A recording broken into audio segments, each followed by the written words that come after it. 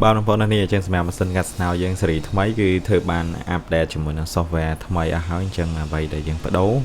và cách tới software bật chia môi têแต่ตอน software บำไลไฟล์คือในตาได้รูปชมาchẳng có một phầnจะตีมวยในขนมการบันทีกันแล้วจังเรายังធ្វើការបរៀនបងប្អូនពីការកាត់ធម្មតាជាមួយនឹងការកាត់ធុឌីហើយយើងបំលែង file យ៉ាងម៉េចដើម្បីដាក់ចូលទៅនៅក្នុងការកាត់បានចឹងនៅក្នុងកម្មវិធី Corel ទី1យើងបើកមកយើងបើកជាមួយនឹងnew document មួយមកចឹងនៅក្នុងនេះបងប្អូនអាច select ទំហំស្នោរបស់យើងហើយក៏បានឬក៏ចាំពេលក្រោយក៏បានឥឡូវខ្ញុំចង់បរៀនយើង select តាមក្រោយធ្វើមិនវិញយើងអូខេសិនធម្មតាទៅ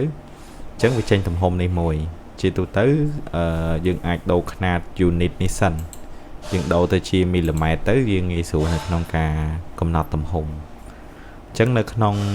នេះបើសិនជាបងប្អូនប្រើម៉ាស៊ីនកាត់ស្នោຂະຫນາດ 1m2 អញ្ចឹងយើងដាក់ 1m2 1200គុណជាមួយនឹង 1200 អញ្ចឹងទៅហើយយើង enter មួយមកអញ្ចឹងផ្ទៃ page របស់យើងនេះទទួលបាននៅទំហំ 1m2 គុណនឹង 1m2 1200គុណនឹង 1200គិតជា mm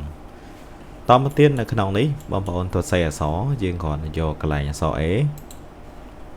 ចុចមួយមកហើយបើឃើញតូចពេកអញ្ចឹងយើងអាចបរិចនេះកន្លែងសាយរបស់វានេះឬក៏យើង zoom ចូលទៅហើយយើងទៅសេមកអញ្ចឹងឧទាហរណ៍ថាខ្ញុំនឹងទៅសេថាសេរីសួស្ដី222អញ្ចឹងទៅយើងដូរមកខ្មែរយើងដូរថនេះទៅជាខ្មែរមកជាយើងដាក់ថាសេរីសួស្ដីពីអ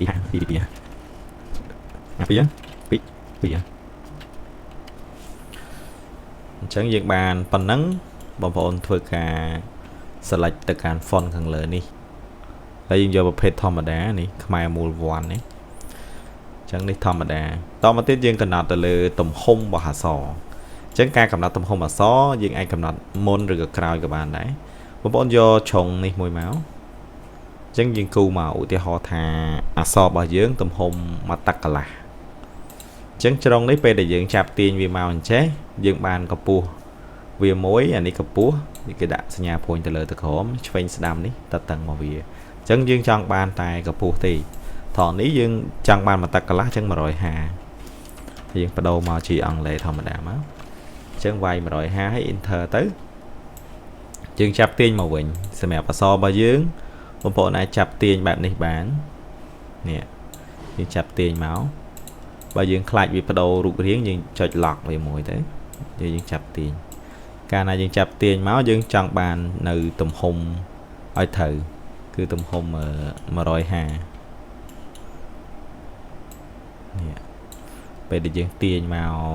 កម្ពស់ប្រហែលនឹងហើយជាទូទៅវាអាចខុសតិចតួចក៏មិនអីដែរសារភាគច្រើនយើងយកទៅចាត់ថែមអញ្ចឹងអាចថាប៉ុណ្ណឹងឧទាហរណ៍ថាប៉ុណ្ណឹងយើងត្រូវហើយណាចេញយើងលុបឆុងនេះចោល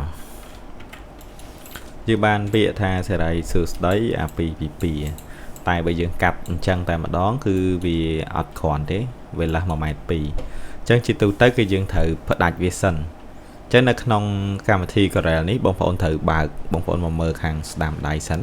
ពាក្យថា Object Manager ដើម្បីមើលថាប្រភេទរបស់យើងនេះគឺជាអ្វីអញ្ចឹងណាអញ្ចឹងយើងត្រូវបើក Object Manager ដែលយើងគ្រាន់តែចុចកន្លែង Object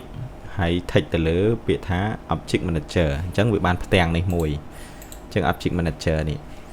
អញ្ចឹងបានផ្ទាំងហ្នឹងហើយយើងងាយស្រួលនៅក្នុងការសារ៉េអញ្ចឹងម៉ៅស្ដាំទៅលើអក្សររបស់យើងយកពាក្យថា Convert to Curve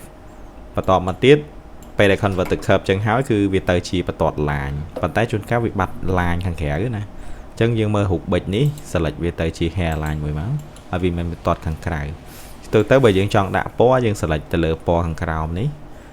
ចុច tick លើវាទៅវាបានពណ៌ហ្នឹងហើយបើកណ្ដុះខាងក្រៅយើងចង់ដូរពណ៌យើងអាចមកស្ដាំនៅលើពណ៌ដែលយើងចង់បាននេះ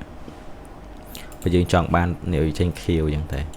បើយើងចង់បានលឿងមកស្ដាំលើលឿងអញ្ចឹងមកបៃតងអាហ្នឹងសេតែយើងអ្នកកំណត់ទេដោយសារតែសំខាន់យើងយល់ពីរបៀប tick សិនកាលណាយើង tick ពណ៌ខាងក្នុងហើយបើយើងមកស្ដាំពណ៌ខាងក្រៅ ហើយបើយើងអត់ចង់មានពណ៌ខាងក្នុងទេយើងចុចឲ្យកន្លែងនេះនេះបាត់ពណ៌ហើយ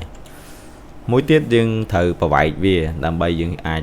កុំឲ្យបន្ទាត់នោះវាកងជាវាបាត់អក្សរអញ្ចឹងដើម្បីប្រវែកវាបងប្អូនមកស្ដាំមកតង់ទៀតមកយកពាក្យថា ungroup all object អញ្ចឹង ungroup all object គឺវាចាប់ផ្ដើមផ្ដាច់មួយអញ្ចឹងនៅក្នុងនេះជួនកាលវានៅ group តទៀតអញ្ចឹង group តទៀតយើងផ្ដាច់ទៀត select លើវាហើយ ungroup តទៀតវាមានពាក្យ break មួយទៀតអញ្ចឹងកាលណាដែលយើង break ដាច់យកហ្មងអញ្ចឹងខ្ញុំចាប់ទាញអានេះមកមួយយកមកក្រោមដើម្បីរៀបនៅក្នុងស្នោរបស់យើងអញ្ចឹងគឺយើងត្រូវតែផ្ដាច់វាតោះនេះយើងផ្ដាច់មួយទៀតមកស្ដាំយកពាក្យថា break curve apart ដូចគ្នាអញ្ចឹងកន្លែងនេះយើងចាប់ទាញមកអញ្ចឹងខ្ញុំធ្វើការរៀបអក្សរប្រភេទជាស្រៈ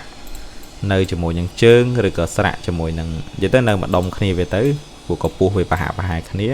យើងនឹងអត់ខាតស្នោហើយបើយើងទុកឲ្យអូតូអញ្ចឹងយើងអស់ស្នោច្រើនបងប្អូនអានេះគ្រាន់តែជាចំណុចមួយដែលសំខាន់ដែរនៅក្នុងការរៀបនៅក្នុងការកាត់អានេះយើងទៅក្រៅពេកអញ្ចឹងយើងខិតចូលក្នុងមកអញ្ចឹងយើងចំណេញទៅលើស្នោរបស់យើងហើយឧទាហរណ៍ថាកន្លែងអក្សរ OAA នេះថតនេះយើងចង់ភ័ញឲ្យជាប់គ្នាយើងធ្វើម៉េចគឺយើងយកកន្លែងនេះយើងអាចសេរីវាបានណាយើងចុចអានឹងមួយមកហើយយើងចុចលើ line នេះមកនេះបងប្អូនអាចចាប់ទាញបន្ថែមចូលទេហើយយើងកាត់ត្រង់នេះបានយើងកាត់ដើម្បីកាត់យើងយកកន្លែងនេះយើងថិចលើអាចុងមកវាចេញរូបឡាម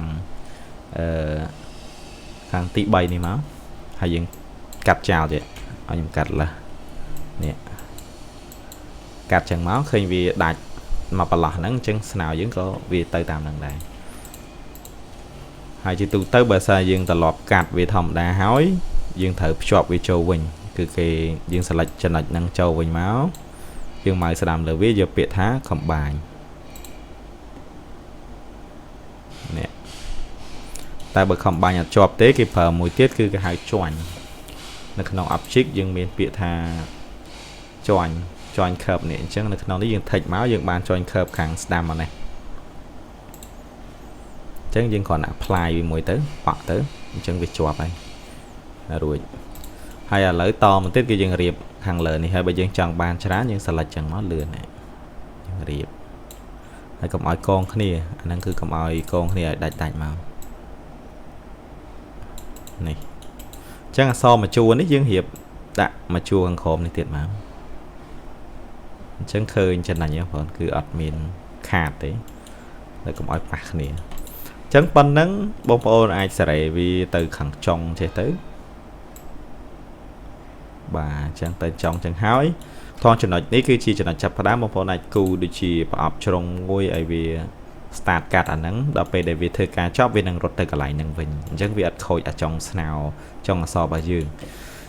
អញ្ចឹងរួចរាល់ហើយយើងគ្រាន់តែ save as យើងយកកន្លែងនេះទៅជា SVG តប SVG ហើយយើងដាក់ឈ្មោះហាមដាក់ឈ្មោះអក្សរខ្មែរគឺដាក់ឈ្មោះលេខជាធម្មតាទៅបានឧទាហរណ៍ថាលេខឬក៏អក្សរតិចតួចចឹងទៅចឹងខ្ញុំដាក់ថា 3T SVG save បន្ទាប់ពីយើង save ត្រង់នេះបងប្អូនត្រូវចំណាំថា SVG 1.1 UTF 8ជាទូទៅយើង select វាម្ដងគឺជាប់ហើយកន្លែងនេះយកមីលីម៉ែត្រហើយត្រង់នេះយក1លើ1បើយើងយកខុសទំហំចេញទៅអាចធំឬក៏អាចតូចអញ្ចឹងជាទូទៅបានយើងសេរីតែម្ដងហ្នឹងលើក្រោយវាជាប់ហើយអូខេមកតមកទៀតគឺយើងចូលទៅកាន់កម្មវិធី SCNC ជាកម្មវិធីបំលែង file បន្ទាត់ឡាញយើងចូលមកយើងចុចពាក្យថា file open ខ្ញុំភ្លេចប្រាប់បងប្អូនតើតើនៅកម្មវិធី SCNC យើងគួរតែបិទជាមួយនឹងអ៊ីនធឺណិតសិនណាបើយើងមានអ៊ីនធឺណិតគឺវាចុចទៅវាបើកចេញចេះយើងអាចខ្វែងវាចោលអញ្ចឹងយើងបើក file មក open 3T នេះយើងបើកមក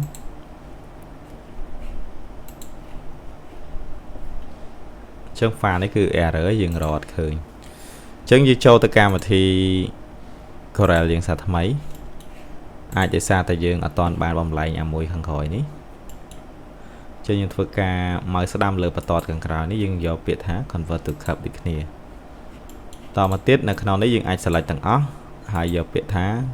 combine ឥឡូវយើងបញ្ចេញទៅភាសាទៀតទៅ file save as យកជា svg យើងដាក់ឈ្មោះលេខ3ចឹងផងនេះគឺយើងយក UTS 8 មួយចុចអូខេយើងយកអូខេមកយើងអាចបិទកម្មវិធីឆ្មាភាសាទៀតអញ្ចឹងនៅក្នុងនេះយើងបើកកម្មវិធីរូបឆ្មាភាសាទៀតមក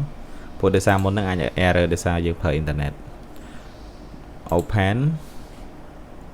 as លេខ3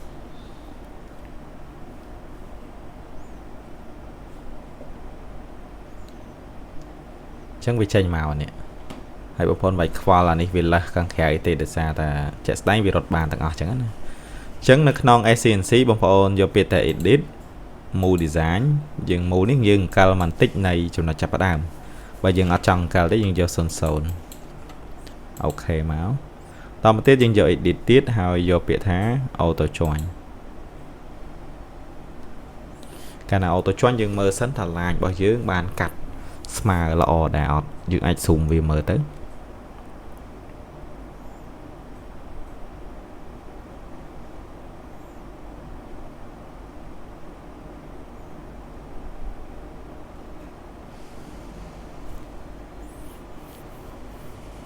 អញ្ចឹងរួចរាល់ហើយ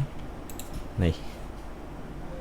គឺបន្ទាត់របស់យើងអត់មានកងទៅលើកន្លែងណាទេហើយកម្មវិធីនេះគឺប្រើដើម្បីដូចជាចំណុចវងចេះតើឲ្យគ្នារត់ចូលកន្លែងណាអញ្ចឹងណាអញ្ចឹងគឺសម្រាប់បែបហ្នឹងហើយដូចកន្លែងយើងកាត់នេះអីនេះគឺវាមានចន្លោះឲ្យយើងអញ្ចឹងទៅហើយដូចអក្សរនេះវានឹងចូលចន្លោះនេះអញ្ចឹងទៅអញ្ចឹងតើតើនៅកម្មវិធីហ្នឹងគឺយើងប្រើអញ្ចឹងហើយតមកទៀតចុងក្រោយគឺយើងចុច file យកពាក្យថា export G code តមកទៀតលេខ 3.tab វាចេញពាក្យថាលេខ 3.tab នៅលើ desktop យើងត្រេទុកមួយចូលទៅកម្មវិធីបញ្ជាម៉ាស៊ីនថ្មីគឺ Max3 យើងបើកកម្មវិធី Max3 ដោយសារតែខ្ញុំបានបើករួចរាល់ហើយអញ្ចឹងនៅក្នុងនេះយើងយកពាក្យថា load G code អញ្ចឹង file របស់យើងនៅលើ desktop ប្រភេទនេះបើសិនបើកមកបាត់បងប្អូនដូរពាក្យ Thai នេះសិនយកពាក្យថា all មកអញ្ចឹងលេខ 3.tab នេះពេលដែលយើងបើកមកយើងឃើញនេះការកាត់ហើយចឹងអានេះគ្រាន់តែអក្សរវាប្រឆេះតែក៏អត់អីដែរសំខាន់ជាងគេគឺយើងកាត់ចេញពីចំណុចនេះកាលយើង reset 0ទៅវាទៅទីតាំងត្រូវហើយតែដោយសារយើងបានភ្ជាប់ម៉ាស៊ីនអញ្ចឹងតើតើនឹងការ start អីគឺកន្លែងនេះអានេះ stop នេះដាច់ហើយ start នេះហើយនេះឈប់ពាក់កណ្ដាលយើងចង់បន្តទៀតអីយើងចុច start នេះវិញកន្លែងនេះគឺជាល្បឿននៃការបញ្ជាម៉ាស៊ីនចាំមានប៉ុណ្្នឹងឯនេះវីដេអូរៀងវែងតិច see you next time bye bye